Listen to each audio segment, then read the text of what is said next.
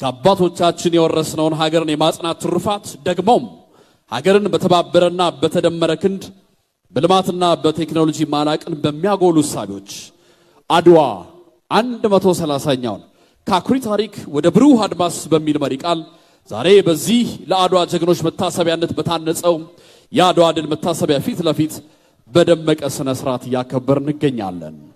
አድዋ የኢትዮጵያ ክንዳችንን ለወራሪዎች ያሳየንበትና ለብሔራዊ ክብራችንን ያለን ቁርጠኝነት ያስመሰከርንበት ዘመን ተሻጋሪ ሕያው እሴቶቻችን ናቸው።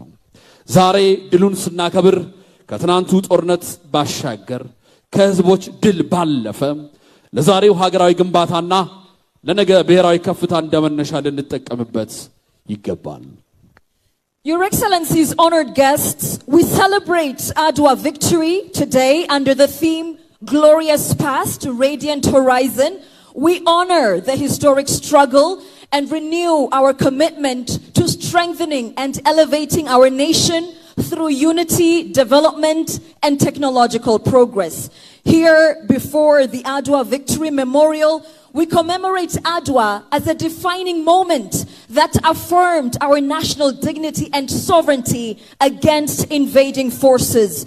Today, as we remember this victory, we look beyond the battlefield of yesterday and draw upon its legacy as a foundation for nation building and a guiding force towards greater national heights. Once again, welcome to the 130th Adwa Victory Day.